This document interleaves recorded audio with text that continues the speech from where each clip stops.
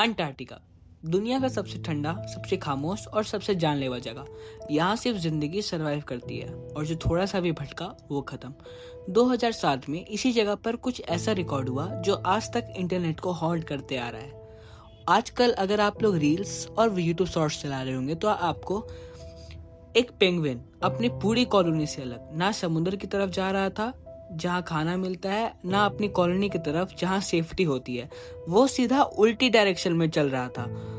और ये कोई छोटी सी गलती नहीं थी, वो अंटार्कटिका के अंदर की तरफ जा रहा था, वहां जहां सिर्फ बर्फ है, कोई शेल्टर नहीं, कोई फूड नहीं और 70 किलोमीटर दूर तक सिर्फ मौत। साइंटिस्ट उसे दूर से ऑब्जर्व कर रहे थे।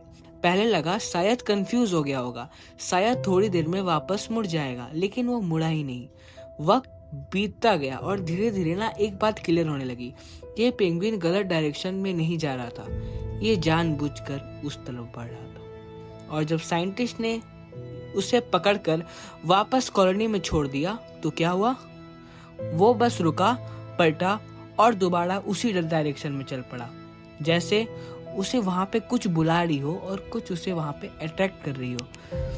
और यहीं से सब शुरू होता है। और सबसे डिस्टर्बिंग पार्ट यहाँ की ये है कि ये कोई एआई वीडियो नहीं है, ये कोई फेक एडिट नहीं है और ये कोई मूवी सीन नहीं है। ये है रियल फुटेज 2007 की documentary encounters at the end of the world थे, जिनके डायरेक्टर वर्नर हेरजॉग थे। एक ऐसा फिल्म मेकर जो कि नेचर को फेरी टेल की तरह नहीं बल्कि जैसा वो असल में है वैसा दिखाता है। और जब उसने ये सीन देखा ना, उसने एक सवाल पूछा जो डिज्नी कभी नहीं पूछ सकता, क्या पेंगुइन पागल हो सकते हैं?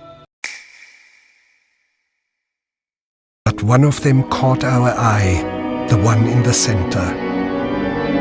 He would neither go towards the feeding grounds at the edge of the ice, nor return to the colony.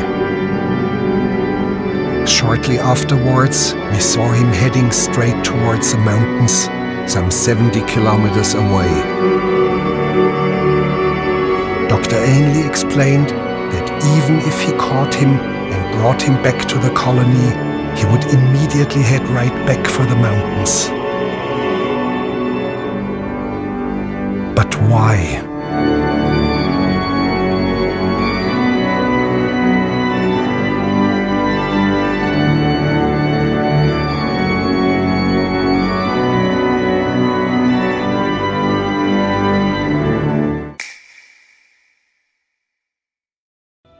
Scientist ने बताया पेंगुइन नॉर्मली कभी ऐसे बिहेव नहीं करते, वो हमेशा ग्रुप के साथ मूव करते हैं। उनका नेविगेशन डिपेंड करता है रोशनी पर, जमीन पर और जमीन के स्लोप पर और बाकी पेंगुइन्स की मूवमेंट पर। लेकिन अंटार्कटिका एक ऐसी जगह है जहां ये सब सिग्नल कभी भी फेल हो सकते हैं। कभी फॉग, कभी वाइट आउट, कभी सब कुछ एक जैसा दिखने लगता है और कभी कभी पेंगुइन डिसओरिएंट हो जाते हैं। साइंटिस्ट इसे कहते हैं नेविगेशन एरर। लेकिन प्रॉब्लम ये है, अगर ये सिर्फ डिसओरिएंटेशन होता तो उसे वापस लाने पर वो ठीक हो जाता, लेकिन वो नहीं हुआ। वो हर बार उसी डायरेक्शन में चल पड़ा जैसे उसका कंपास ही टूट चुका हो। और यहीं से इंटरनेट पागल हो गया।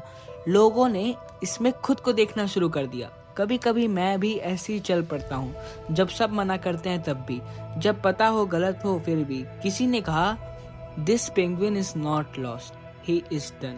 किसी ने लिखा this is me going back to my ex. किसी ने कहा this is what depression looks like. और यहीं पे वार्नर हेरजॉग की सोच समझ आती है। उसने अपनी एक डॉक्यूमेंट्री ग्रिजली मैन में कहा था कि नेचर में कोई इमोशन नहीं होता, ना प्यार ना नफरत, सिर्फ इंडिफरेंस। यानी नेचर को फर्क ही नहीं पड़ता। और शायद यही सबसे अनकंफर्टेबल ट्रूथ है। ये पेंगुइन कोई मैसेज नहीं दे रहा है, वो कोई सैक्रिफाइस नहीं कर रहा है, वो कोई फिलॉसफी भी फॉलो नहीं कर रहा है, वो बस चल रहा है। लेकिन हम उसमें मीनिंग ढूंढने लगते हैं। क्यों? क्योंकि इंसान होने का मतलब ही यही है कि खाली चीज़ों में भी कहानी ढूंढना।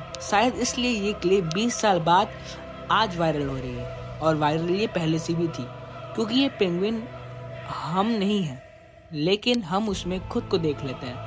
वो पल जब तुम जानते हो तुम गलत कर रहे हो फिर भी करते हो, और मोमेंट जब दिमाग कहता है रुक जा और दिल कहता है चलता रहे। और इसलिए ये सिर्फ एक पेंगुइन की कहानी नहीं है, ये हम सब की कहानी है। एक अकेला जीव बर्फ के बीच किसी ऐसी जगह की तरफ जाता हुआ जहाँ शायद कुछ भी नहीं है, और लास्ट में सिर्फ एक सवाल रह जाता है, वो वहाँ क्यों जा रहा है?